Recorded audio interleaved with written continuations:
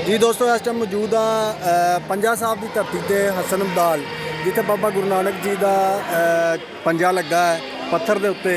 सो इस गुरुद्वारा साहब से असीं मौजूद हाँ। साडे नाल ने कैनेडा तो आए एक दोस्त गोल्डी मली साहब जिहड़े कि साडे पिछले कोई 7-8 साल तो दोस्त ने। उन्हां नाल गलबात करांगे कि वो इत्थे आण के की महसूस कर रहे हैं और पिछले 4-5 दिन से उन्होंने पाकिस्तान से की वेख्या।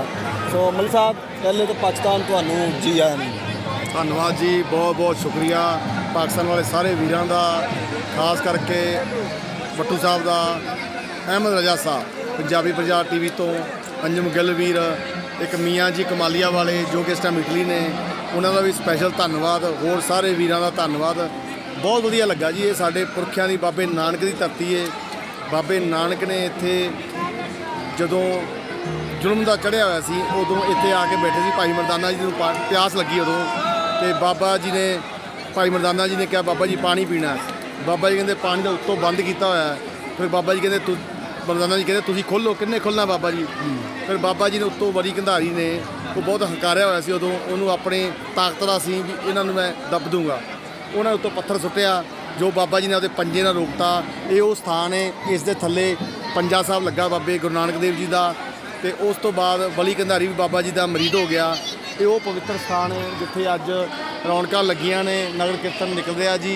धन धन सारी दुनिया के देशों विदेशों जो संगतां पहुँची हुई ने, इनदे विच बहुत सारे इंडिया तो भी आए हुए हैं। जो पाकिस्तानी लोग भी तुहानूं मिल रहे हैं, उधर के लोग भी मिल रहे हैं।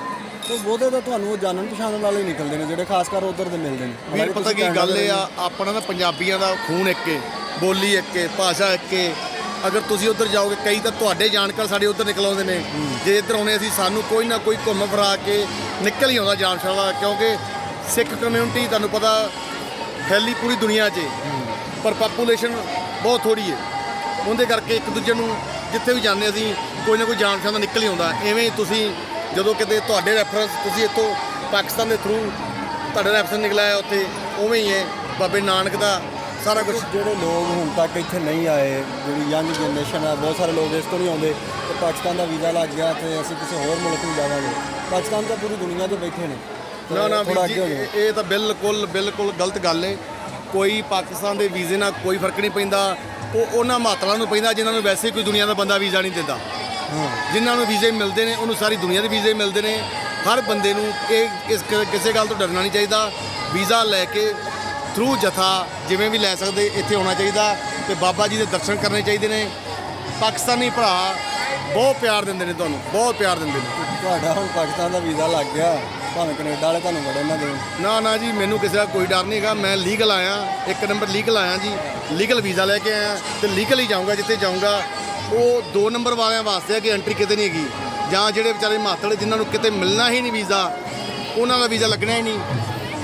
ਚਲੋ ਬਹੁਤ ਸ਼ੁਕਰੀਆ ਗੱਲਬਾਤ ਕਰਨ ਲਈ, ਬਹੁਤ ਚੰਗਾ ਲੱਗਾ ਬਹੁਤ ਕਰਕੇ। ਸਾਰੀਆਂ ਸੰਗਤਾਂ ਦਾ, ਇੱਦਾਂ ਹੀ ਆਉਂਦੇ ਰਹੋ। ਖਾਸ ਕਰਕੇ ਪਾਕਿਸਤਾਨੀ ਵੀਰਾਂ ਦਾ ਜਿਹੜੇ ਬਹੁਤ ਪਿਆਰ ਦੇ ਰਹੇ ਨੇ। ਪੂਰੀ ਸੁਰੱਖਿਆ ਦਾ ਪ੍ਰਬੰਧ ਕੀਤਾ ਹੋਇਆ। ਵੈਸੇ ਡਰ ਵੀ ਕੋਈ ਨਹੀਂ ਹੈਗਾ ਇੱਥੇ, ਕੋਈ ਡਰ ਨਹੀਂ ਹੈਗਾ। ਜਿੱਥੇ ਮਰਜ਼ੀ ਰੋਕ ਟੋਕ ਜਾਓ, ਪਰ ਫਿਰ ਵੀ ਪ੍ਰੋਟੋਕੋਲ ਹੁੰਦਾ, ਉਸ ਆਧਾਰ ਤੇ ਇਹਨਾਂ ਨੂੰ ਆਪਣਾ ਸੇਵਾ ਨਿਭਾਉਣੀ ਪੈਂਦੀ ਹੈ ਪੁਲਿਸ ਨੂੰ।